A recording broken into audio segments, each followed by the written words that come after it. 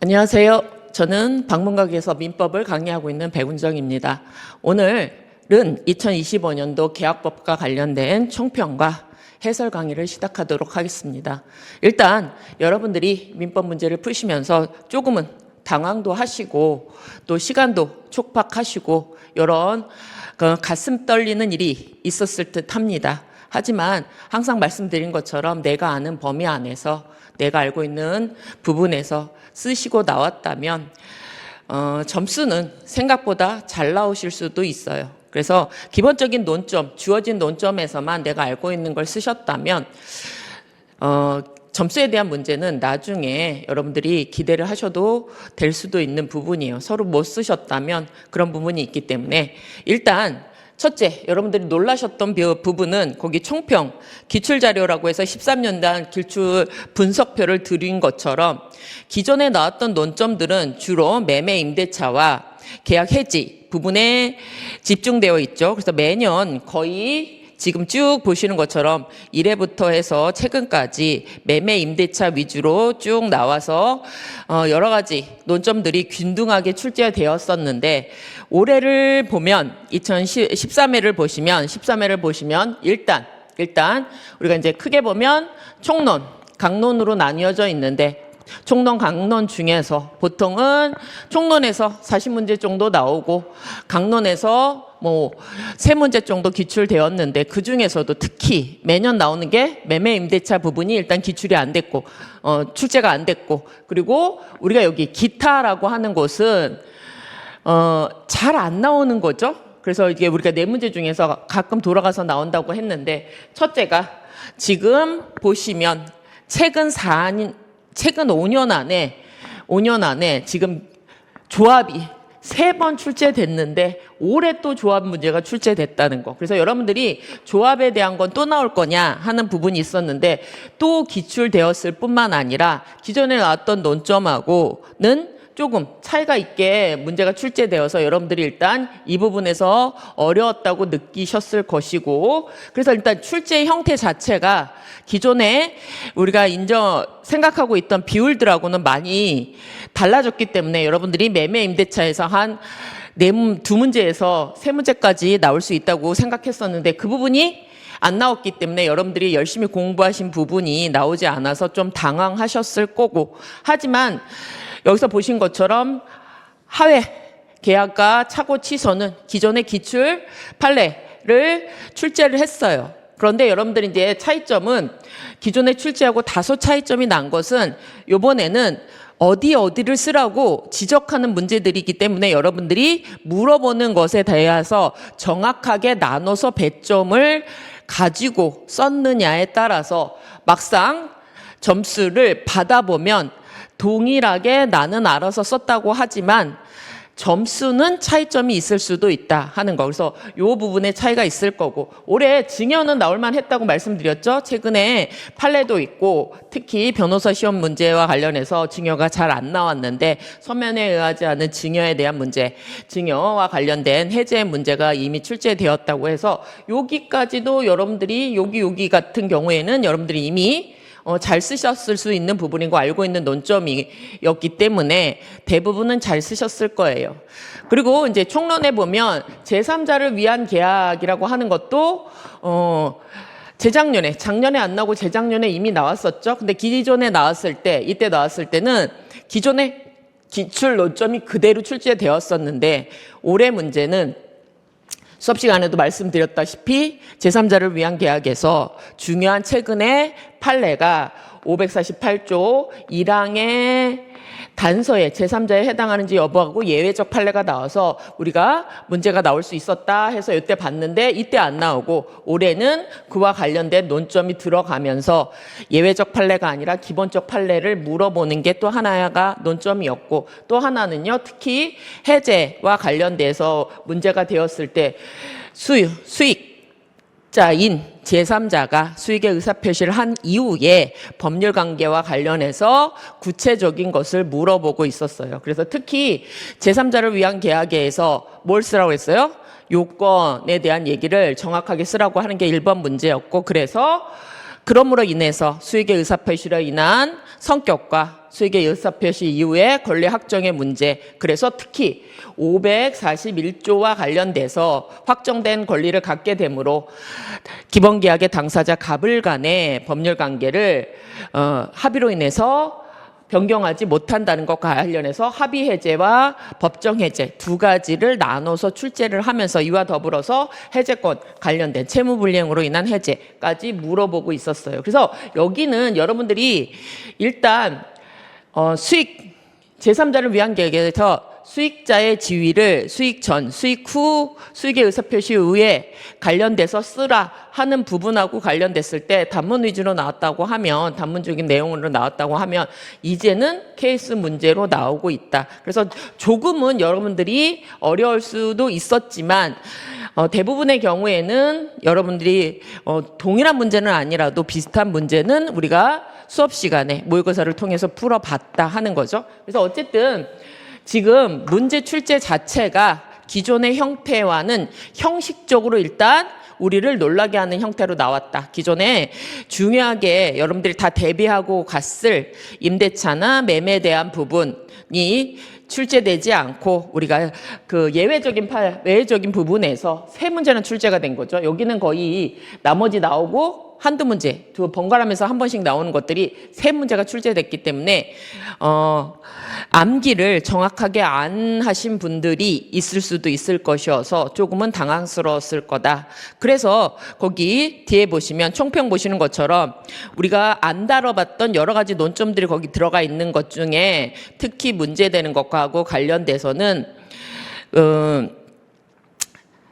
일단 형식적으로 단답형 자체, 예전에는 하나는 단순 단답형이 출제되었지만 올해는 전부 준사례형, 1번은 사례 문제를 출제되었고 4번 같은 경우에는 단답형 문제로 출제된 경향이 있었지만 올해 전체적으로 준사례형으로 문제가 출제되어서 일단 논점도 여러분들이 예외적인 논점이 나와서 시간이 일단 첫 번째로 부족하였을 것이고, 둘째는 기출 논점이라고 하더라도 기출 부분에서 여러분들이 이미 나왔던 것하고 다른 논점이 나와서 모의고사 과정 등을 통해서 여러분들이 써보지 않았다면 다소 아는 것 같으면서도 쓸 수 없었을 경우도 있고 논점 자체를 파악하지 못한 경우도 있어서 민법 문제가 작년보다는 어렵게 느껴졌을 거고 모든 분들이 그러셨을 거라고 여겨집니다. 그래서 지금은 일단 다 같이 못 보는 사항이라고 하면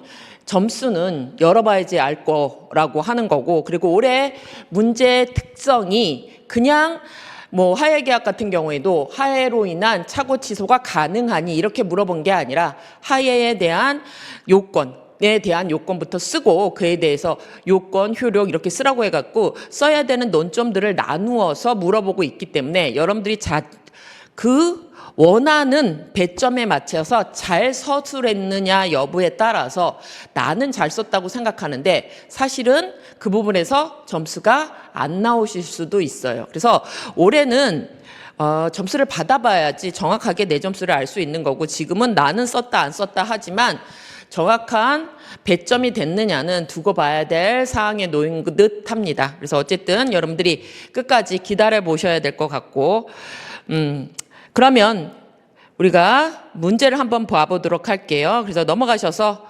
2025년 1차 문제 1번부터 문제 볼까요? 그래서 1번 문제 자체는 이미 여러분들이 제3자를 위한 계약이라고 하는 것들은 눈치를 채셨을 거예요. 1번 보면 갑은 병에게 금전 소비 대체의 기한 3억 원의 금전 지급 채무를 부담하고 있다. 그리고 갑은 병에 대한 금전 채무의 이행을 하기 위해서, 이게 원인 관계가 되는 거죠. 자신의 부동산 X를 을에게 3억 원에 매도하기로 하고 매매대금 3억 원은 을이 직접 병에게 지급해 주기로 하는 을과 약정을 하였다. 지금 하고 있는 계약의 형태는 무슨 계약을 하는 거죠? 갑과 을 사이에 X 부동산 매매 계약을 체결할 건데, 이때 이 부동산의 3억 원에 대한 대가, 즉 갑이 을한테 갖는 요 3억 원의 채권을 요약자죠. 자기가 요구하고 있는 거죠. 내가 나한테 주지 말고 내가 원래 병한테 갚아야 할, 여기 채권자죠. 갑의 채권자. 이미 금전소비대차로 인하여 갑이 3억 원의 책임을 지고 있기 때문에 뭐죠? 요 둘 간에 요 X 매매 계약을 체결하면서 자기가 갖게 되는 3억 원의 금전 채권에 대한 것을 누구한테요? 채무자가 직접 을한테 책임을 지는 약정. 무슨 약정이 들어갔죠? 제3자 수익 약정. 그래서 요 관계가 들어가 있기 때문에 요 관계를 가지고 우리가 이 사람을 이익을 얻는 거죠. 요 3억에 대한 이익을 직접 청구할 수 있는 관계이기 때문에 이때 우리가 이런 계약을 지금 주된 계약, 기본 계약이라고 하는 거는 여기서 이루어졌죠. 여기서. 이렇게 이게 기본 계약, 지금 하고 있는 계약의 내용인 거고, 그래서 거기 볼게요. 지급하기로 약정하였다. 그래서 제3자 계약이 체결됐고, 그리고 거기 보시면 병은 을에게 그 매매대금 3억 원을 지급받겠다고 뭐까지 왔어요? 여기 이미 병이 을에게 3억 원의 지급 청구가 이루어졌어요. 그래서 뭘 한 거죠? 수익의 의사표시가 이루어지고 있는 상태였죠. 그랬을 때 다음 독립된 물음에 답하라. 물음 1 볼게요. 을은 갑과의 약정에 따라서 병에게 매 3억 원의 매매 대급을 지급하였다. 그렇죠? 이미 지급하였는데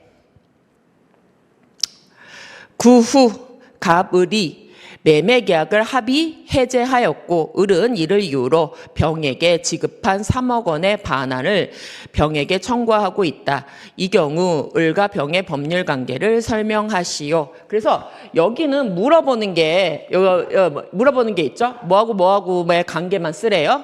을과 병 간의 관계를 쓰라고 얘기하고 있어요. 그래서 여기는 우리가 보면 제3자 수익 약정하고 관련되면 지금 써야 될 게 되게 많은데 지금 문제에서 물어보고 있는 건 누구하고 누구 관계를 물어보고 있어요? 저 사안에서는 요 을과 병을 중심으로 하는 법률 관계를 적으라고 얘기했어요. 원래 제3자 수익 약정에 따르면 무슨 관계가 있어요? 기본 관계, 수익 관계, 원인 관계. 관계가 3개 있는데 여기는 누굴 중심으로 쓰라고 말했어요? 을과, 그러니까 낙약자, 을과 수익자, 즉 제3자 병과의 법률 관계에 대해서 쓰라고 말하고 있어요. 그래서 여러분들이 지금 보신 것처럼 올해 문제의 특성 중에 하나가 이렇게 법률 관계를 그냥 써라 하는 것보다는 어떤 관계에 대해서 논하라, 어떻게 써라, 이것들에 대한 요구가 있어요. 그러면 여러분들이 답안을 쓰실 때 항상 얘기했지만 케이스는 같다고 하더라도 뭘 물어보느냐에 따라서 답은 완전히 달라질 수 있다고 말씀드렸어요. 그래서 여기는 일단 전제는 못했어요. 공통된 사안에서 제3자 계약이 체결되고 그리고 나서 누가요? 병이 수익의 의사표시를 했다. 즉 제3자 수익자가 수익의 의사표시를 한 이후에 이 낙약자와 의무를 지게 된 요 낙약자와 지금 누구요? 요 제3자 수익자의 법률 관계에서 논하라. 이렇게 얘기를 하고 있죠. 그래서 특히 뭐하고 관련돼 있어요? 수익의 의사표시를 한 후 갑, 을 간의 합의 해제의 효력이 어떻게 되느냐, 이걸 물어보고 있는 거죠. 그러니까 여러분들은 일단 요 관계가 어떻게, 지금 병과 을의 관계가 어떤 상태인지를 적어주셔야 되는데, 그래서 논점 정리 보시면요. 물음 1부터 보도록 할게요. 물음 1 보시는 것처럼 물음 2. 그래서 1부터 무조건 쓰시는 게 아니라 여기 이제 또 하나 확인하실 거는 2번 읽어볼게요. 2번. 물음 2 보시면 지금 동일한 논점을 갖고 있죠. 그래서 물음 2나 물음 2, 1이나 2, 다 뭐예요? 공통된 논점은 제3자를 위한 계약에서 제3자가 어떻게 돼요? 수익의 의사표시를 한 이유는 동일하게 전제하고 있는 거죠. 공통된 사실관계니까. 그래서 물음 2를 보시면 을이 규책 사유로 병에 대한 매매대금 지급을 불이행하였고, 그래서 여기는요 이행한 경우고 여기는 불이행하고 있죠. 불이행하고 이에 갑은 을에게 채무불이행으로 이로 병의 동의 없이 을과의 매매계약을 해제하였다. 그래서 여기는 두 개의 차이점을 두고 있어요. 하나는 이행을 했는데 합의 해제하는 게 어떡한 거니? 또 하나는요. 병이 을이 이행을 하지 않고 있어서 이때 갑한테 요약자한테 낙약자의 채무불이행으로 인한 해제권, 이건 뭐죠? 이거는 합의에 의한 해지권이 아니라 554조에 기한 법정 해제권에 대한 문제가 되는 거죠. 그래서 여기는 이렇게 합의 계약에 의한 해제와 지금 법정 해제권, 형성권인 해제권의 관계에 문제가 발생하는 거죠. 왜 그렇죠? 제3자가 수익의 의사표시를 한 경우에 539조에 따라서 권리가 확정되는데, 그래서 541조에 따르면요, 그 권리는 확정되었기 때문에 기본계약에 낙약자, 요약자가 당사자의 합의로 변경하지 못하도록 특별 규정이 있기 때문에 이때 합의 해제와 법정 해제가 541조에 따라서 당사자의 법률 관계에 그 해제권의 행사가 제한되는지, 이게 이제 물어보죠. 합의 해제와 법정 해제권에 대한 것들이 541조에 따라서 제한되는지 여부에 따라서 두 개는 서로 다른 문제가 될 거예요. 그리고 더불어서 여기 있죠? 그래서 첫 번째는 일단 이렇게 합의 해제의 효력이 병에게 미치느냐, 여기는요, 이 해제권 행사가 일단 가능하니 이것부터 확인하셔야 되죠. 여기는 해제, 여기는 합의 해제는 541조의 위반으로서 안 되는지, 여기는요 법정 해제이기 때문에 가능한 건지, 가능하다고 하면 이때 병은 보호되는 제3자에 해당하는지, 여기는요 주어져 있는 대로 여러분들이 답하셔야 돼요. 여기도 마찬가지죠. 여기도 을의 채무불이행으로 인해서 병은 누구한테요? 을한테 이행을 안 하고 있으니까 나한테 이행하라고 이행을 안 하고 그 이분 손해배상을 청구할 수 있는지, 즉 누구예요? 병이 을한테 첫째, 을의 채무불이행에 대해서 손해배상을 청구할 수 있는지, 두 번째는요, 이 채무불이행에 의해서 갑이 요약자가 법정 해제권을 행사할 수 있는지, 그 행사할 때 누구요? 수익자인 병의 동의가 필요한지. 왜요? 중간에 보면 여기요, 동의 없이 해제하였다. 그래서 이런 관계들이 지금 주어진 대로 논하셔야 돼요. 여기는 주어져서 어떻게 됐어요? 맨 마지막에 물어보는 거는요, 각각 주장하고 있어서 매매계약의 갑의 매매계약 해제의 적법성을 검토하고 병의 손해배상 청구권 및 주장의 타당성을 설명하라. 그럼 여러분들 뭐 쓰셔야 돼요? 저런 내용 중에 특히 여러 가지 주장이 있었을 때 여러분들은 답안에 뭘 써야 돼요? 갑의 매매계약 해제권이 적법, 요건, 해제권의 요건을 갖추고 있는지, 또는요, 요거 하나 써주시고, 또 병은 누구요? 요약자의 수익의 의사표시에서 확정된 권리가 있었는데 그에 따라서 낙약자에게 손해배상을 청구하는 게 타당한 것인지, 아니면 해제권이 유효하다고 하면 548조 1항 단서에 보호되는 제3자에 해당하는지. 그래서 여기는 물어보는 대로 써주셔야 돼요. 그래서 여러분들이 배점이 잘 됐느냐 하는 거는 저 문제에 대해서 저 물어보는 거 배점에 맞춰서 썼느냐, 이게 중요해요. 그래서 둘 다 20점 문제이기 때문에 여기에서 채무 이행지체로 인한 해제권의 요건을 많이 쓰셨다는 것은 대래 시간이 부족했을 수도 있어요. 여기는 해제 요건, 이행지체 요건을 갖추었냐 이런 문제가 아니라 해제권이 있다고 하더라도 지금 뭐예요?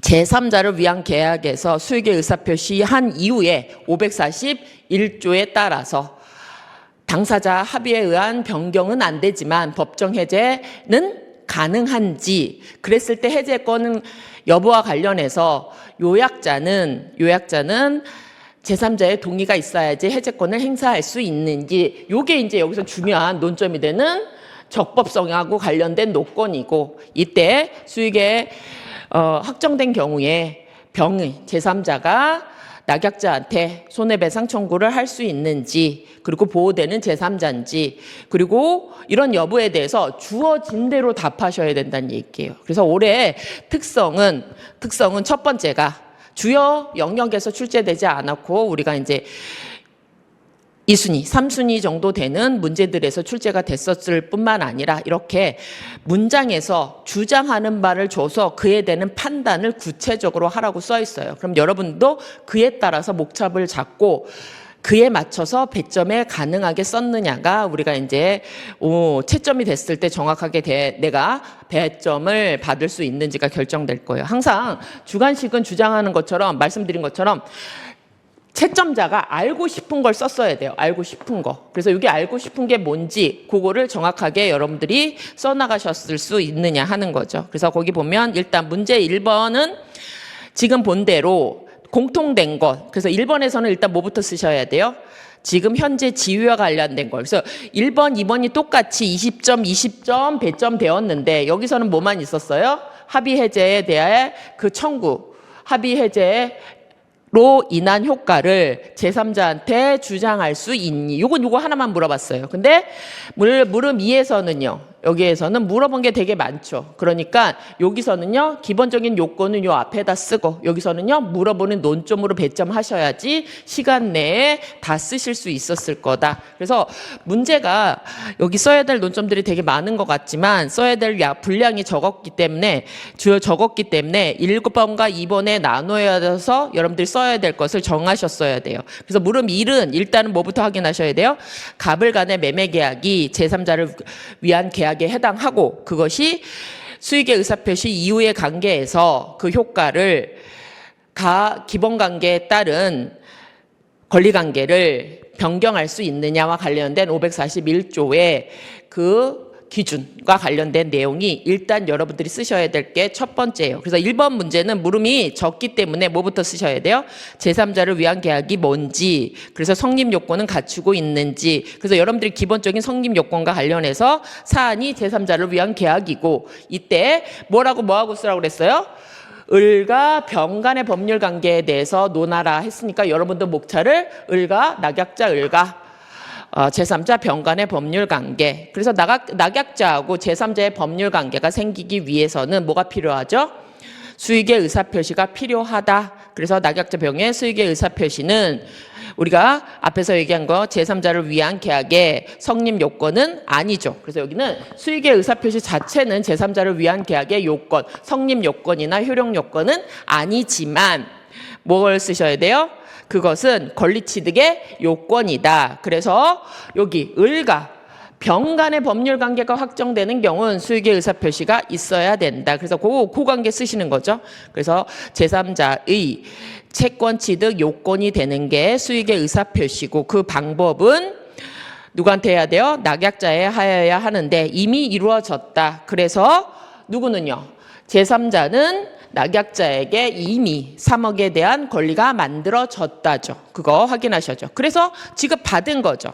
그래서 거기는 요걸 쓰셔야 되죠. 그래서 의수의 확정 요거 쓰는 거죠. 1번 문제는 제일 중요한 게 민법 539조 1항에 따라서 수입의 의사표시를 함으로써 제3자에게 누구에 대한 권리가요? 낙약자에 대한 권리 3억 원에 대한 지급 청구권이 생겼다. 이거잖아요. 권리가 확정되었다. 그래서 제일 중요한 거 말씀드렸던 거죠. 요거는 요거 자체 541조 여기 그 규정이 있죠. 다른 약정이 없다고 하면 계약의 당사자인 요약자와 낙약자는 제3자의 권리를 변경 소멸하지 못한다. 그렇기 때문에 그 3번처럼 낙약자 을의 낙약자 을이 그 합의 해제의 효과를 합의 해제와 계약 취소권하고 관련돼서 제3자한테 효력을 주장할 수 있니? 이게 이제 물어본 거였잖아요. 그래서 지금 본 대로 원칙적으로 확정되었을 때에는 당사자 합의로 인한 변경은 인정되지 않는다. 그렇기 때문에 합의 해제는 어떻게 만들어지는 거죠? 갑을 간의 합의에 의해서 이미 형성된 권리를 소급적으로 소멸하는 거기 때문에 합의 해제는 인정되지 않는 게 원칙이죠. 그래서 이 합의 해제에 대해서는 541조에 따라서 누구한테는 주장 못해요? 병한테 주장하지 못하기 때문에 당사자 간의 소급, 소멸하는 효력이 발생한다고 하더라도 이미 제3자한테 지급한 3억 원에 대해서 반환은 청구할 수 없다. 이렇게 가시는 거죠. 그래서 꼭 쓰셔야 돼요. 맨 마지막에 뭐예요? 을과 병한의 관계에서 이미 을이 병한테 3억 원을 지급하고 이후에 합의 해제가 되었다고 하더라도 그 효력은 541조에 반하기 때문에 뭐죠? 합의로 인한 경우에는 누구한테요? 제3자한테 주장할 수 없기 때문에 3억 원의 반환은 청구할 수 없다. 그래서 물어본 걸로 여기다 쓰셔야 돼요. 그래서 이게 1번 문제고, 그래서 1번은 20점하고 관련돼서 논점이 합의 해제가 541조의 위반에 해당하니 요거하고 관련돼서 제3자를 위한 계약에 대한 기본적인 요건들 쓰시는 게 논점이었다면, 문제 2번은요. 요걸 전제로 해서 여기다 또 쓰시려면요. 시간 되게 많죠? 이건 공통된 거니까 여기에서는 이걸 전제로 해서 물어보는 게 되게 많았죠? 이 두 번째는요.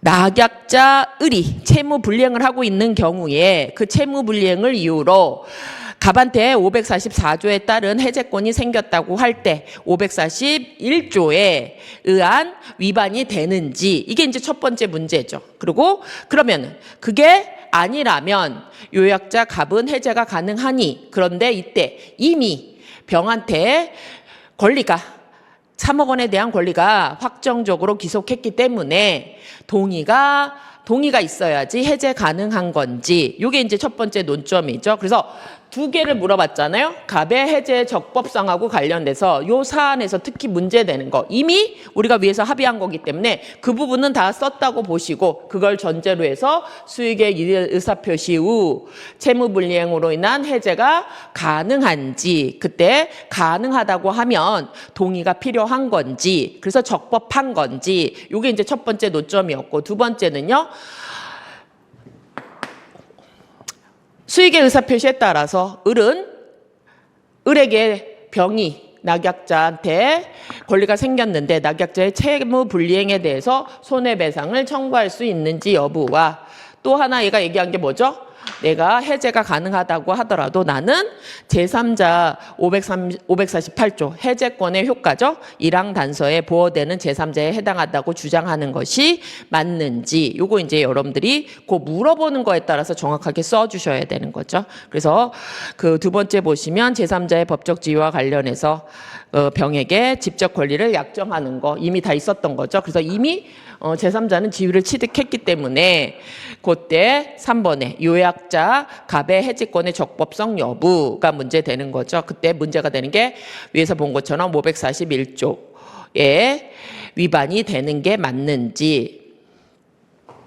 그래서 그 541조 1항의 문제 1번에서 봤던 그 541조 위반으로 인한 합의 해제는 안 됐는데 이렇게 법정 해제권의 행사는 가능한지 논의가 됐죠. 그랬을 때 판례에서는 수익의 의사표시를 한 후라도 낙약자가 그 541조에서 합의로 인한 변경 소멸을 못 시키는 것이기 때문에 당사자가 그 기본계약에 따른 법적 지위에서 취소권이나 해제권을 행사하는 것은 가능하다. 그렇기 때문에 요약자 갑은 해제를 할 수 있는데 해제의 적법성하고 관련해서 또 하나 논점이 됐던 게 수익자, 이미 권리를 취득한 수익자 제3자인 동의 없이 이루어진 경우에도 해제는 적법하니, 이게 이제 하나의 논점이죠. 그래서 원래 이거 이제 제3자는 계약의 당사자가 아니기 때문에 계약 해지권은 인정되지 않기 때문에 동의는 필요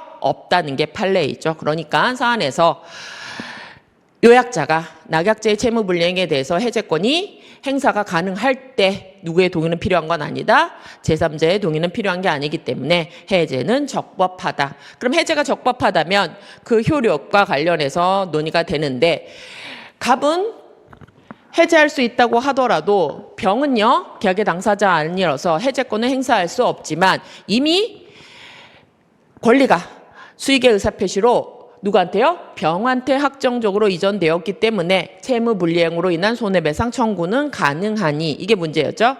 그래서 거기 보면 제3자를 위한 계약의 수익자는 당사자가 아니기 때문에 해제, 원상의 회복은 할 수 없지만 뭐는 가능해요? 지금 본 대로 제3자를 위한 계약의 수익의 의사표시를 해서 직접 청구할 수 있는 경우이기 때문에 그로 인한 손해를 입었다면 손해배상 청구는 가능하다. 이게 이제 여러분들이 논의한 거죠. 그래서 거기 그 부분이 우리가 이미 출제됐던 부분이고, 그리고 또 하나가 제3자 병의 541조 단서의 제3자성과 관련해서는 우리가 모의고사 볼 때 2번이나 봤었어요. 원칙은 계약의 당사자는 아니지만 계약관계에 새롭게 이해관계를 맺은 사람이 아니어서 보호되는 제3자는 아니다. 그래서 여러분들이 541조에 제3자성을 쓰기 위해서는 꼭 요걸 써주셔야 되죠. 원래 548조 1항의 제3자는 뭐죠? 계약의 당사자 이해의 자일 뿐만 아니라 뭐가 돼요? 해제되는 계약으로부터 새롭게 이해관계를 맺고 거기다가 등기등록 등 완전한 권리를 취득해야 되는데, 사안의 경우에는요, 얘는요 이미 요 해제되는 계약관계 이전에 자기가 갑한테 받을 돈이 있었던 사람이고 그로 인하여 수익의 약정에 의해서 권리를 취득한 것이기 때문에 제3자를 그 548조 1항 단서에 제3자에 해당하지는 않고, 또한 뭐죠? 등기등록 등 완전한 권리를 갖춰야 하지만 얘는요 아직은요 돈을 받아야 되는 사람이기 때문에 여러 가지 형태로도 제3자에 해당하지 않는다. 근데 최근에 예외가 있었죠. 여기 최근 판례가 예외가 있었다고 하지만 이거는요, 예외는요, 요 사안에서 한정된 거죠. 그래서 원칙, 지금 요거는 해당하지 않는다. 요거죠. 그래서 여러분들이 이제 추가로 써질 수 있고 요건 안 쓰셔도 돼요. 근데 이미 우리가 공부를 했기 때문에 여러분들이 요 판례 때문에 우리가 제3자를 위한 계약이 나올 수 있었다고 했던 그것이기 때문에 여러분들이 알고 계셨다면 원칙은 안 되지만 요런 요건이 있을 때는 가능하다 하는 최근의 판례를 써주시면 가점이 되는 거고, 사안을 포섭할 때는 지금 보신 것처럼 사안의 경우에는 해제되는 그 권리에서 새롭게 이해관계를 맺은 사람이 아니기 때문에 등기등록도 갖추어하지 않아서 제3자에 해당하지 않는다 해가지고 물어보는 거에 답하셔야 돼요. 그래서 결론도 어떻게 돼요? 물어본 거에 답하셔야 돼요. 그래서 수익의 의사표시 이후에 채무불이행으로 해제를 하는 경우에 요약자의 해제권 행사는 541조 위반이 아니어서 적법하지만, 그쵸? 이때라고 하더라도 제3자는 채무불이행으로 인한 확정적 지위를 갖기 때문에 손해배상 청구는 가능하지만 지금 요건에 541조에 보호되는 제3자에 해당하지는 않는다. 이렇게 써주셔야 되는 건데, 이게 우리가 이미 그 표에서 보신 것처럼 제가 맨날 말씀드렸던 것 중에 제3자를 위한 계약에 대한 내용에서 제일 중요한 거는 일단 여러분들이 뭘 쓰시는 거죠? 요 요건 잘 쓰셔야 된다 그랬잖아요. 그래서 오늘도 결국은 우리가 요 정리된 자료를 여러분들이 잘 쓸 수 있었냐 하는 거예요. 되게 많이 쓰는 게 아니라 지금 보는 것처럼 첫 번째 1번 문제는 뭐였어요? 제3자를 위한 계약과 관련해서 성립 요건을 갖추고 있는지, 그래서 얘가 권리를 갖췄니, 특히 여기요 요 부분에 대한 얘기에 대해서 물어봤잖아요. 낙약자, 을과 병 간의 법률 관계 다 쓰라고 하는 게 아니라 1번은 요거를 물어보는데 주로 올해 문제는 저거였죠. 그랬을 때 그렇게 을과 병 간의 권리관계가 생기기 위해서는 제3자를 위한 계약뿐만 아니라 뭐가 있어야 돼요? 수익의 의사표시가 필요한 거고, 필요한 거죠. 그래서 이때 수익의 의사표시가 있다고 하면 권리가 만들어지는 거긴 하지만 제3자는요. 채권자야. 그래서 이 수익의 의사표시에서 낙약자에서 채권자적 지위가 확정적으로 인정되기 때문에 낙약자의 채무 불이행이 있을 때 손해배상 청구는 가능하지만 계약의 당사자가 아니어서 뭐라 못해요? 일단 누가요?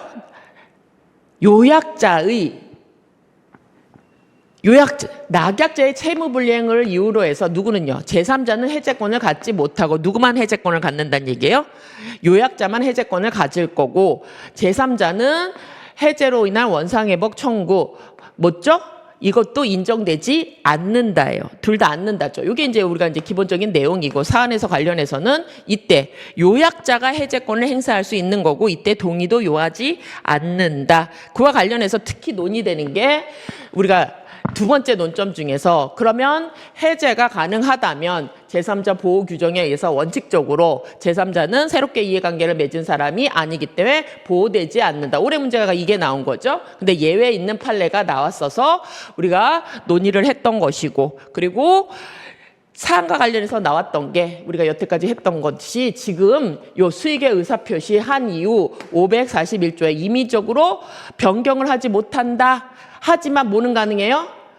이런 예외적인 경우 가능한데 사안에는 다른 거는 없기 때문에 이 법정 해제는 가능하다. 뭐는 안 된다? 금지하고 있기 때문에 합의 해제는 안 되지만 법정 해제는 가능하다. 이때 요약자 이게 지금 사안에서는요. 낙약자의 체부불이행으로 인한 경우라면 요약자가 해제가 가능한 거고 수익자의 동의는 불려한 거고 수익자는요. 해제는 못하고 원상회복 청구도 의무도 지지 않지만 권리는 있기 때문에 손해배상 청구는 가능하다. 그래서 사안과 관련해서는요. 지금 우리가 보신 것처럼 여기 제3자를 위한 계약과 관련해서 기존의 기출 논점하고 관련됐을 때 정리자료에 있던 것들하고 관련해서 여러분들이 기본적인 내용에 대한 것들만 알고 계셨으면 많은 걸 쓰지 않으셨다고 하더라도 이 안에서 여러분들이 간단간단 쓰실 수 있으면 배점은 받았을 거예요. 그래서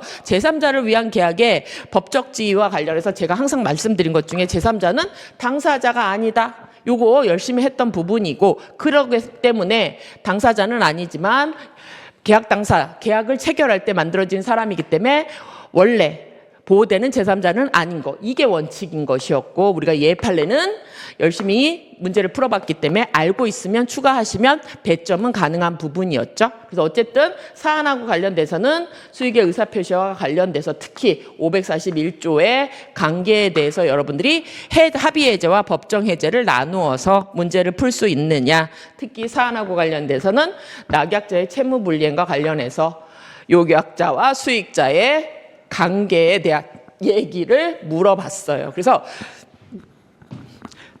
처음 나오는 논점들이 있다고 하지만 여러분들이 기존에 우리가 공부하실 때 전체적인 요구를 보시면서 잘 정리를 하셨으면 여러분들이 물어보는데 그래도 정확하게 답을 쓰셨을 거예요. 그래서 제3자를 위한 계약은 1번, 2번 다 여러분들이 제3자를 위한 계약을라는 건 아셨을 거예요. 그래서 잘 쓰셨을 건데 문제는 배점에 맞추어서 내가 20점 안에서 물어보는 거에 대해서 정확하게 다 대답을 할 수 있었느냐. 요게 이제 여러분들이 채점을 하셨을 때 점수가 잘 나올 수 있느냐 하는 부분이었다 정도 확인하시면 됩니다. 넘어갑시다. 2번은요. 2번은 우리 이미 기출됐었죠. 증여의 특별한 해제권 중에 서면에 의하지 않은 증여와 관련돼 있어서 여기도 보시면 동그라미를 어디다 치실 거예요. 그래서 여기도 문제를 잘 보시면 갑은 그 소유의 X 토지와 Y 건물을 자신의 친구 을에게 증여하면서 구두로 계약을 체결했죠.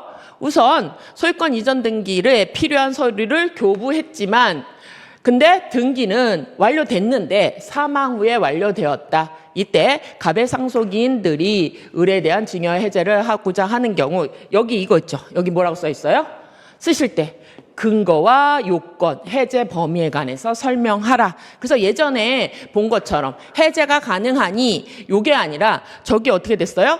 근거, 요건, 해제의 범위에 대해서 설명을 하라고 했기 때문에 여러분이 쓰실 때도 그냥 된다 안 된다 요건하고 내가 아는 대로 쓰는 게 아니라 요 요건에 맞춰서 여러분들이 잘 쓰셨냐에 따라서 쉬운 논점이지만 잘 썼냐 이게 이제 논의가 될 거예요. 그래서 사안에 관련해서는 해제권이 인정되기 위해서는 약정해제, 법정해제권이 있어야 되는데 사안의 경우에는요 약정한 바가 없죠. 그럼 법률상 규정이 있어야 되는데 채무불이행 이런 것도 없기 때문에 증여계약의 특유한 해제 사유인 서면에 의하지 않은 증여의 해제에 해당하는지. 그래서 근거는요 이걸 쓰셔야 되죠.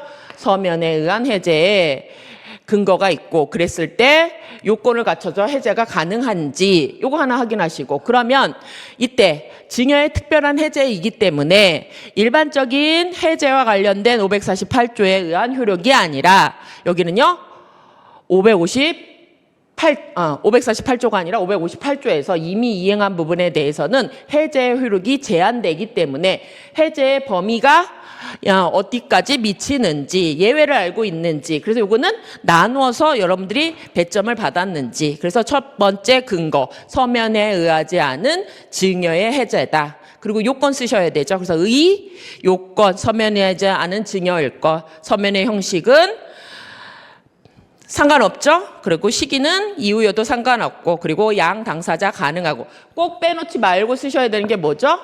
제척기간도 쓰셔야 돼요. 원래는 제척기간. 그래서 제척기간은요, 제척기간 경과했으면 원칙적으로 어떻게 되죠? 권리 행사 자체를 할 수 없기 때문에 해제권 자체가 발생하지 않기 때문에 제척기간이 있는 거는 여러분들 꼭 제척기간을 서술해 주셔야 돼요. 그래서 사안의 경우에는 제척기간에 제한도 받는 게 아니기 때문에 서면이 없죠. 그러니까 일단 해제권은 행사할 수 있다예요.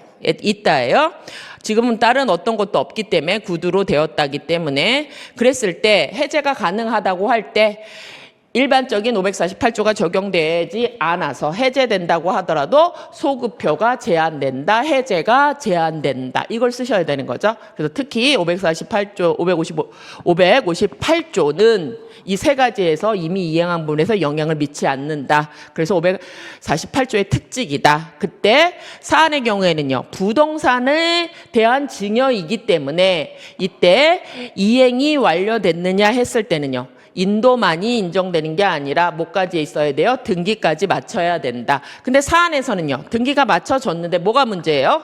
사망 후에 이루어져서 무효인 등기가 아직 이루어지지 않느냐고 보아야 하느냐, 이게 문제죠. 그래서 이 부분은 여러분들이 정확하게 판례를 모르고 있다고 하시더라도 여러분들이 사안을 어떻게 포섭했느냐는 그렇게 많이 영향을 미치지는 않을 거예요. 그래서 여기 포섭하기 나름이죠. 근데 판례는 보시면 거기, 그래서 구두로만 이루어져서 근거를 적어 주셔야 되죠. 554조의 서면에 의한 증여의 요건을 갖춰서 가능한 거고, 그런데 등기가 되어 있느냐, 요게 사망 이후에 이루어졌다고 하지만 증여자가 생전에 부동산을 증여하고 그에 따라서 증여자가 자기가 소유를 교부한 거죠. 그러면 등기는 그 의사에 따라서 이루어진 거기 때문에 사망 후의 등기라도 이미 이행된 것이기 때문에 해제는 이미 등기가 완료되어서 해제 효력은 미치지 않는다. 그래서 해제 효력의 범위가 제한되어서 이미 이행되어서 해제는 효력을 미치지 않는다. 이렇게 적어주시면 됩니다. 넘어갑시다. 그래서 이 부분도 여러분들이 증여와 관련된 특별 해제권에 대한 얘기 쓸 때 그 표에서 본 것처럼 서면에 의한 요건들과 관련해서 여기 근거 써주시고 요 정도는 쓰셔야 된다는 얘기죠. 근데 요거 잊지 마시고 요것도 쓰셔야 돼요. 넘어가시고, 그리고 효과와 관련해서 558조에 이미 이행한 부분에 대한 얘기 관련해서 등기 경료가 기준이지 요건 아니다 하는 정도 확인하시면 됩니다. 넘어갑시다. 그리고 이제 3번이 여러분들이 문제가 되는 거죠. 3번이 제일 어려우셨을 건데 3번 보시면 갑을 병은 공동으로 법인을 성립하지 않고, 우리한테 힌트를 줬어요. 법인을 설립하지 않고 각각 1억 원씩을 투자하여서 공동 경영을 하기 위한 조합을 결성하기로 했다. 여기는 뭐죠? 법인이 아니라 조합을 만들었다예요. 조합을 만들었다예요. 그래서 법인은요, 법인 자체가 단독으로 권리 주체가 되는 거죠. 그런데 여기는요, 조합은 뭐죠? 그 단체 자체가 단독의 권리 주체는 아니지만 조합 계약에 의해서 묶여져 있는 만들어진 단체를 우리가 말하는데, 이때 조합은요, 뭘로 만들어져요? 조합 계약으로 만들어졌는데, 이때 그 조합원 중에 한 사람이 출자 의무를 이행하지 않을 때 조합 계약이 쌍무 계약이라고 하면, 원래는 뭐죠? 우리 좀 본 것처럼 오늘 보신 것처럼 채무 불이행이 있는 경우에는 예외 554조의 요건에 맞으면요 계약을 해지할 수 있어야 되죠. 그럼 조합계약 자체가 없어지느냐, 이게 여기서 제일 중요한 문제죠. 근데 조합의 특수성이 뭐였어요? 조합은요, 조합계약의 계약이 양 당사자 모두 다 의무가 있는 쌍무계약이라고 하더라도 뭐가 인정 안 돼요? 동시행의 항명권이나 위험부담 또는 계약의 해제가 제한되어서 뭐가 된다고요? 조합 자체가 해제, 조합계약 자체가 소급 무효가 되는 경우는 없고 뭘로 만들어져요? 조합 자체가 해산을 되든지 탈퇴가 되는 문제가 발생할 수는 있어도 해제는 인정되지 않는다. 그래서 기존에 우리 기출론점은 뭐였어요? 조합에서는 해제가 안 나오고 탈퇴만 인정되기 때문에 조합원이 언제 탈퇴되니 조합에 있어서의 특별한 요건에 대한 것들을 많이 물어봤단 말이에요. 근데 이번에는요 거꾸로 물어보는 거죠. 지금 요건이 갖춰진다고 하더라도 채무불이행의 요건이 갖춰진다고 하더라도 조합계약 자체가 소급 소멸해서 조합 자체가 없어지니 이게 문제가 되는 거죠. 왜요? 조합이 만들어지면 그 조합 계약 자체로 조합 계약 자체가 흠결이 있게 만들어졌다고 하더라도 조합이요 제3자하고 계약 뭐죠? 여기 공방 사업을 하면서 다른 사람하고 이렇게 계약을 체결할 거기 때문에 제3자 여기 있죠? 정과 조합 자체 이름으로 계약을 체결했을 때 그 효과가 누구한테 와야 돼요? 조합한테 와야 되기 때문에 소급 소멸은 인정되지 않는다. 이에 대한 걸 써달라 하는 거죠. 그래서 여기는 사실은 기존에 우리가 조합이 왜 자꾸 탈퇴만 나왔냐 하는 게 문제였죠. 다른 거는 계약이 있었으면 총론상 뭐가 돼요? 해제가 적용돼야 되는데 조합에서는 원칙적으로 해제가 적용되지 않는다. 뭐가 있다고 하더라고요?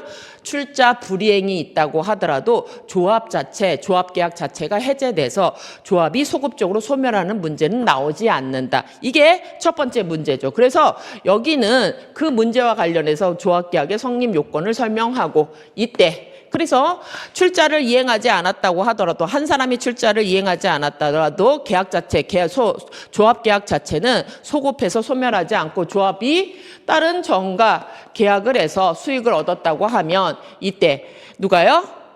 조합은 만들어졌잖아요. 이런 경우에 갑을 병의 조합이 있는데 병이 출자 의무를 이행하지 않았을 때 원래 이때 뭐죠?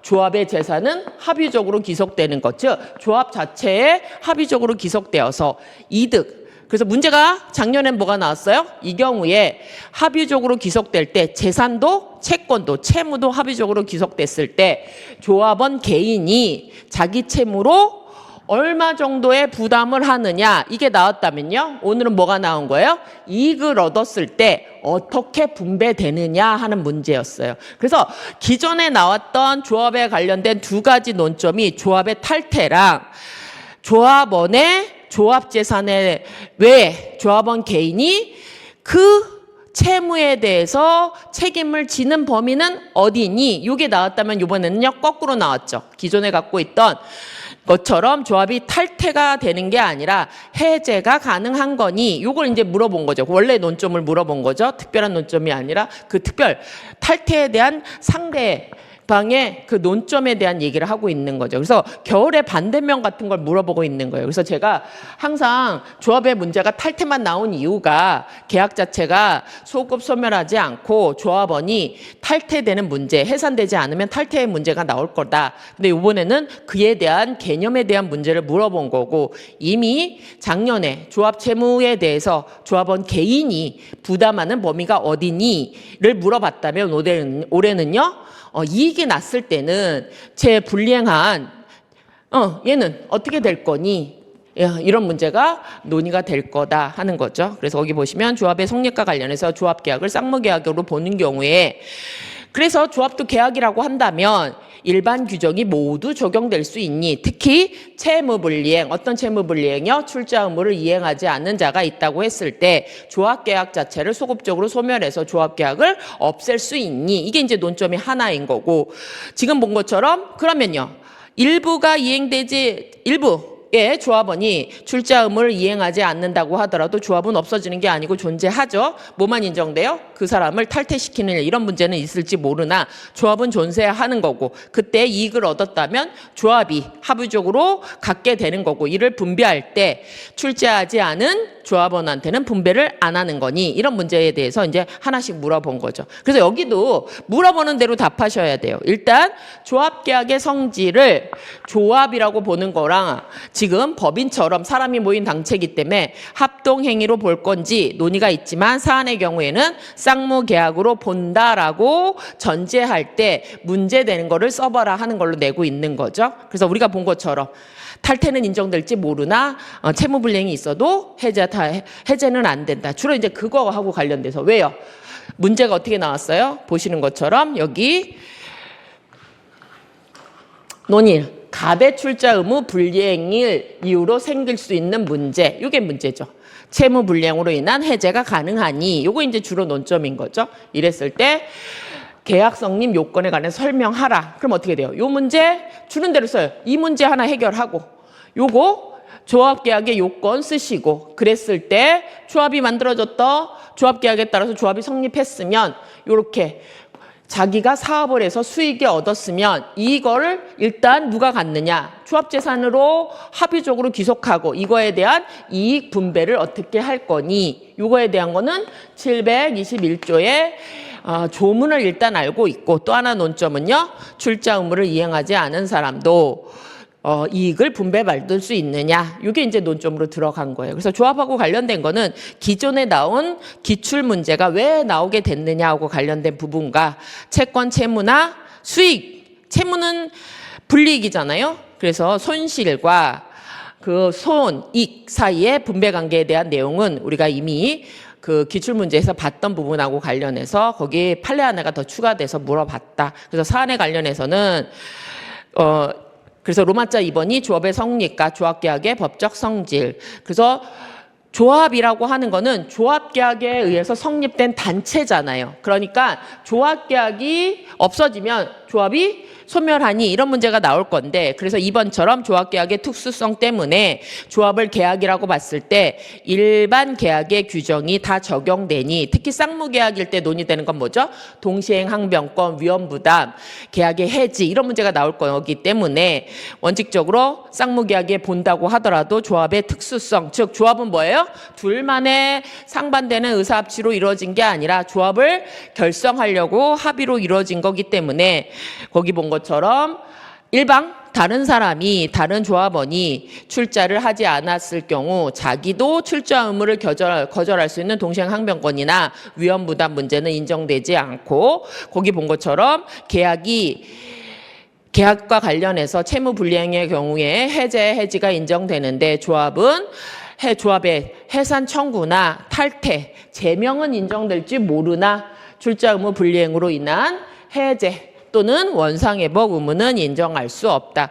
그렇기 때문에 병의 출자 불이행에도 불구하고 조합은요, 다른 사람들은 이행을 거절하거나, 위험부담은 안 나오겠죠. 지금 의무 자체가 1억이라고 하는 돈이기 때문에 위험부담 문제는 발생하지 않을 것이고, 그리고 갑의 규칙사유로 채무 불이행이라고 하더라도 계약 자체가 해지되지 않고, 따라서 조합의 해산 청구나 조합의 탈퇴, 제명이 있을 뿐이지 조합계약이 소급적으로 소결되어 조합이 해산되는 일은, 조합 계약이 소급해서 없어지는 일은 없다. 그래서 조합은 잘 성립됐다. 그렇죠? 그래서 조합계약의 성립 요건하고 관련해서 뭐죠? 나머지 요건들을 충족하고 있는지 그것만 보시면 되는 거죠.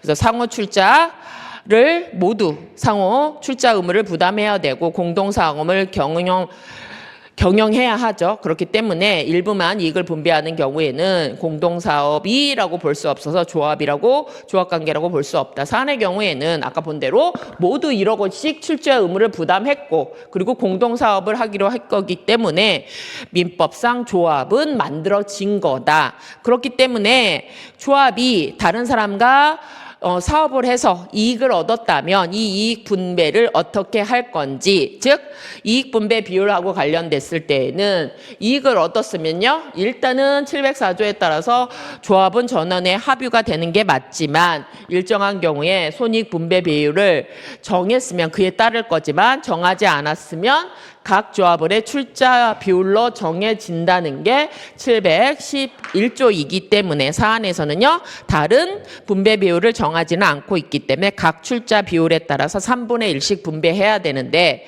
이때 문제가 뭐였어요? 병은 출자 자체를 안 했는데 이익을 얘도 줘야 하니, 이게 이제 판례가 하나 더 들어가 있는 거죠. 그랬을 때 우리는 뭐라고 봤어요? 출자 의무와 이익 분배 청구권은 서로 다른 권리이기 때문에 구성원이 이 출자 의무를 이행하지 않았더라도 이미 조합은 생긴 것이고, 그래서 이때 이익 분배 자체를 출자를 안 했다고 거부할 수는 없다. 그래서 사안의 경우에는 분배 비율을 정하지 않아서 이익이 났을 때 1대 1대1이죠. 3분의 1씩 이득을 분배해야 되는데 병이 출자 의무를 이행하지 않았다고 하더라도 이익 분배를 해야 한다. 그렇죠? 그래서 이때 그 출자나 연체 이익과 당연히 공제할 수는 없다. 그래서 여러분들이 이 부분은 몰랐을 거예요. 여기 출자 의무하고 관련돼서 출자 불이행한 경우에 이 사람도 이익 분배를 할 수 있니? 여기는 못 썼었다고 하더라도 여러분들이 지금 뭐하고 관련됐어요? 이미 우리가 수업 시간에 한 것처럼 뭐는 쓰실 수 있어요. 요 이익 분배하고 관련돼서는 어디에서 봤었어요? 작년 기출문제, 채무자의 조합이 채무를 지게 된 경우에 그때 손익분배와 관련된 부분을 일단 썼기 때문에 그 부분에 대한 얘기를 여러분들이 이 앞부분이라도 쓰실 수 있었을 거란 얘기예요. 그래서 여기는 못 쓰셨다고 하더라도 여기까지 쓰셔서 고기만 하면 판례 부분 한 2, 3점 손해는 볼 수 있다고 하더라도 여러분들이 그래서 쓰실 수 있던 게 요 이익분배와 뭐 요건요, 조합의 성립 요건 쓰라고 그랬으니 여기까지 쓰시고, 그 다음에 이와 더불어서 해제 안 된다. 뭐만 된다? 조합의 탈퇴나 이런 것이 인정된다. 이렇게 여러분들이 놀라지만 않고 문제 쓰라는 대로 하나씩 따라가셨다면 여기도 완전히 점수를 얻게 되거나 그러진 않았을 거예요. 그래서 여러분들이 항상 얘기했지만 시험장 가서는 놀라지 않고 쓰는 게 제일 중요하다고 말씀드렸던 것처럼, 그래서 기존에 있던 논점들을 내가 알고 있는 걸 가지고 최대한 그 물어보는 것에 답했다면 대래 더 좋은 점수를 받으실 수도 있어요. 왜요? 다른 사람들은 안 썼는데 이 사람은 요 요건에 맞춰서 열심히 썼다고 하면 이게 표준 채점이라는 게 있기 때문에 여러분들이 더 좋은 점수를 받았을 수도 있기 때문에 점수가 어떻게 나올 건지는 두고 봐야 될 것 같아요. 그래서 어쨌든 놀라지 않고 잘 쓰셨으면 될 거다 하는 정도 확인하시고, 마지막으로 하해는요, 이 하해하고 관련된 거는 일단 우리가 모의고사도 봤지만 2016년도 기출론점이 동일하게 나왔어요. 그런데 다른 점은 뭐냐? 지금 본 것처럼 예전에는요, 이렇게 했을 때 차고 취소할 수 있니? 그냥 이렇게만 묻고 말았어요. 근데 여기는 어떻게 얘기했어요? 하해 계약의 성립 요건과 효력에 대해서 설명하라. 그러니까 여기는 어떻게 돼요? 요건, 효력, 의 요건, 효과는 꼭 쓰셔야 된다는 얘기죠. 효과까지 쓰시고 이랬을 때 그 사고가 당사자는요, 오로지 갑의 가실로 인해서 이루어졌는지 알았는데 을의 갑의 가실만이 있는 게 아니라 을과 가실이 경합한 경우에 여기 차고 취소가 가능한 건지, 그래서 여기도 어떻게 돼요? 배점이 5점, 5점, 뭐 10점 이렇게 나눠져서 써야 됐을 때 나눠서 잘 쓰셨는지 문제가 돼요. 그래서 그 전에 여기는 그래서 논점은 그냥 잡으시면 돼요. 하해의 의의와 성립 요건, 그리고 하해의 효력 쓰라고 했잖아요. 요건, 성립 요건, 효과 쓰라고 하셨으니까 여러분도 쓰시고, 이때 뭘 하셔야 돼요? 특히 성립 요건 쓰실 때 요것도 쓰셨어야 돼요. 여기는 다 같이 잘 쓸 거니까 사안 포섭을 한 사람하고 안 한 사람은 차이가 있을 거예요. 그래서 뭐가 있어야 돼요? 서로 분쟁이 존재하고 서로 양보하고 당사자의 자격을 갖춘 사람이 분쟁을 끝내는 합의가 있었어요. 그러니까 사안의 경우에는 갑은 의식불명인 상태에서 갑의 부모님이 을과 하해하였기 때문에 자격을 갖추었고, 뭐예요? 일체의 손해배상을 포기하기로 하는 합의가 있기 때문에 하해 계약 자체는 체결되었다. 그러니까 법적 효과로서 법률 관계가 확정되는 효력이 합의한 대로 확정돼서 나타나는데, 이때 분쟁 대상의 합의 사항은 당사자가 다툰 사항에 하나는 거고 다투지 않은 사항에서는 합의의 효력이 나타나지 않는다. 그래서 상호 양보가 있어야 되기 때문에 일방만 전부 포기하는 거가 아니고, 그래서 서로 양보한 권리는 소멸하는 거고, 그 상대방이 그 양보한 권리에 대한 권리를 취득하게 된다. 그렇죠? 이것은 임의 규정이기 때문에 달리 정할 수는 있다. 사안의 경우에 뭐가 됐어요? 교통사고의 손해배상액에 대해서 분쟁이 있었고, 그에 따라서 합의금을 주고받고 일체 채무불이행으로 하지 않았기 때문에 합의한 대로 확정이 된다. 그렇죠? 그렇기 때문에 차고 하해 계약에 의해서 차고 취소가 가능한지, 특히 뭐가 있어요? 특별 규정이 있기 때문에 여기는 규정을 쓰셔야 되죠. 그래서 하해의 경우에는 차고 취소가 제한되는 규정이 있는데, 이때 하해의 목적 외에 분쟁 이외의 사항의 경우에서는 차고 취소가 가능하기 때문에 여기 그 조문 733조와 관련된 거 확인하시고 단서에 해당하는지 여부가 문제될 거죠. 그래서 사안의 경우에 그 목적 외에 그 목적인 분쟁 외의 사항에 해당하는지, 즉 분쟁의 전제가 되었거나 기초된 사항이어서 다툼이 되지 않은 사항에 해당하는지, 그거와 관련된 사안 포섭을 하시면 되는 거죠. 그래서 사안의 경우에는요, 손해배상액만 다투었지 가실 여부에 대해서는 서로 다투지 않았죠. 그래서 그게 상방 다툼이 없었기 때문에 이에 대해서는 733조의 단서에 해당해서 차고 취소가 가능하다. 그래서 지금 보시는 대로 올해 문제는 논점을 그냥 쓰라 하는 게 아니라 어떻게 돼요? 짜겨서 뭘 물어보는 거에 대해서 답하라고 쓰라고 했기 때문에 답안 쓰실 때 물어보는 대로 답해서 그거 배점에 맞춰서 잘 쓰셨느냐에 따라서 본인은 썼다고 하는데 배점이 안 나올 수도 있고, 어떤 사람은요 생각보다 잘 나올 수도 있고. 그래서 민법은 여러분들이 지금 모든 사람이 찍었던 논점과 관련된 다 같이 쓰는 문제도 있었고, 그렇죠? 하해 같은 경우에는 모든 사람들이 다 잘 쓰셨던 부분이죠. 왜요? 기출되어 있던 논점이 동일하게 나왔으니까. 그런데 지금 보신 대로 주어진 것 물어보는 대로 답했느냐, 여기에 따라서 배점은 달라질 수 있을 거다 하는 거. 그래서 항상 말씀드리지만 주관식은 물어보는 게 답해야 된다는 거 잊지 마셔야 되는 거. 그 정도 하겠습니다. 그래서 어쨌든 올해 문제는 여러분들이 기존에 보신 것처럼 기존에 중요한 논점들이 출제되지 않아서 당황하셨고, 나왔던 문제라고 하더라도 지금처럼 뭘 써야 되는지에 대해서 구별되었기 때문에 여러분도 그거에 맞춰서 서술할 수 있느냐, 요거에 따라서 점수 배점이 달라질 수 있었을 거다. 그래서 어쨌든 지금 포기하시면 안 돼요. 이게 어떻게 채점 될지는 주관식은 되게 주관적이어서 내는 사람도 주관적이고, 이거는요 예시일 뿐이에요. 이건 제가 작성한 거고, 배점과 저 채점이 어떻게 될지는 두고 봐야 할 것이다. 그래서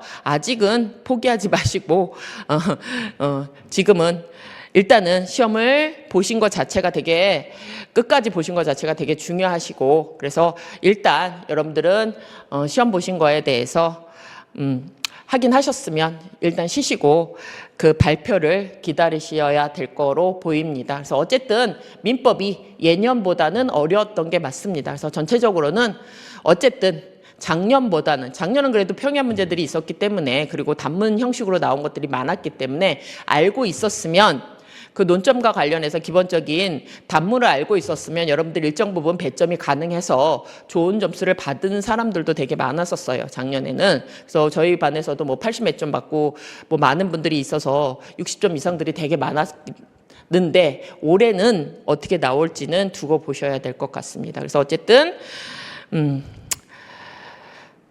민법이 좋은 점수가 나오길 바라면서 시험 보시느라 수고 많으셨습니다. 마치도록 하겠습니다.